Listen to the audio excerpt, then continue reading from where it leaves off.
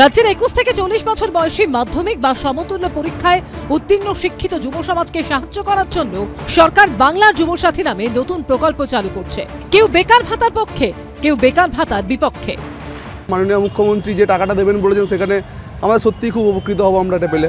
আমাদের চাই চাকরি, চাকরিটা দিতে পারছে না। এই প্রেক্ষাপটেই যুবসাথী প্রকল্প নিয়ে বিতর্কিত মন্তব্য করলেন জলপাইগুড়ি জেলার ময়নাগুড়ির তৃণমূলের টাউন ব্লক সভাপতি। মাসে 1000 টাকা তো গুটখার খরচা হয়, এটা তো দিদি দিবে রে। দিন তিনেক আগে তৃণমূলের ঘরোয়া বৈঠকে কিভাবে মমতা বন্দ্যোপাধ্যায় প্রকল্পের সুফল মানুষকে বোঝাতে হবে সেই পাঠ দিচ্ছিলেন ময়নাগুড়ির তৃণমূলের টাউন ব্লক সভাপতি বিশ্বজিৎ সেন। সেখানেই এই মন্তব্য করেন তিনি। দিদি যে কল্পতরু ভাবে আমাদেরকে বিভিন্ন প্রকল্পের বিভিন্ন সুযোগ সুবিধাগুলো দিল, সেই সুযোগগুলো তো আছেই। মহিলাদের ভোটটা একটা কংক্রিট জায়গায় চলে গেল।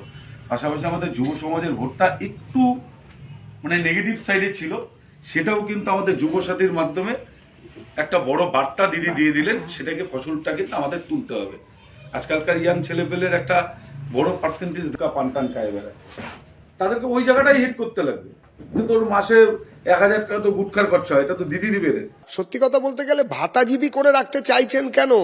চাকরি দেবার ক্ষমতা নেই, কোনো কিছু করার ক্ষমতা নেই, শুধুমাত্র ভাতাজীবী, তা আবার গুটখার জন্য। আসল কথা ওই ভদ্রলোক বলে ফেলেছেন, উনি আসলে তৃণমূলের ভেতরের কথাটা বলে ফেলেছেন। এটাই তৃণমূল, যে নেশার জন্য এই ভাতা দেওয়া হচ্ছে, নেশার দ্রব্য কেন, কিছু নেশা দ্রব্য বিক্রেতার উপকার হবে, আর এই টাকাটা ঘুরে আবার এক্সচেকারে ফেরত চলে যাবে, তৃণমূল আবার খেলা ঠেলা মোচ্ছবে যাবে। তার ভাইরাল মন্তব্য ঘিরে বিতর্ক শুরু হতেই সাফাই দিয়েছেন তৃণমূল নেতা। 22শে ফেব্রুয়ারি জয়েন্ট বাহিনীর জেলা কমিটির মিটিং ছিল, আমি আমন্ত্রিত ছিলাম সেই মিটিং এ। আচ্ছা, সেখানে মমতা ব্যানার্জির বিভিন্ন জনমুখী প্রকল্প নিয়ে এক্সপ্রেশন করা হচ্ছিল। তো যুবসাথী প্রকল্প এক যুগান্তকারী প্রকল্প, সেটা যুব সমাজ উপকৃত হবে, মেনলি সেটাই বলেছি। পরবর্তীতে গুটখার ব্যাপারটা যেটা আছে, গুটখাখোর পানখোর বিজেপিকে আমি মিন করতে চেয়েছিলাম, তবে আমি যুব সমাজকে ওটা বলতে চাইনি। এগুলো সব ব্যক্তিগত মতামত, এবং আমি কিছুটা হলেও বলবো এরা অপরিণত। তৃণমূল কংগ্রেস করলেই যে পরিণত হবে, মতিচ্ছন্ন হবে না, এরকম তো কথা দেওয়া যায় না। সব মিলিয়ে তৃণমূল নেতার মন্তব্য ঘিরে জোর রাজনৈতিক তরজা শুরু হয়েছে। রাজা চট্টোপাধ্যায় ও দীপক ঘোষের রিপোর্ট, এবিপি আনন্দ।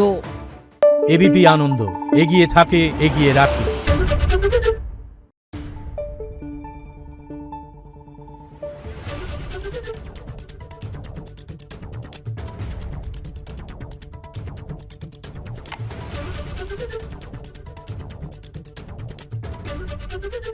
পালিয়েছে নাকি রাত্রে? বাংলা গুজব চায় না, বাংলা খবর চায়। বাংলা খবর, বাংলার খবর।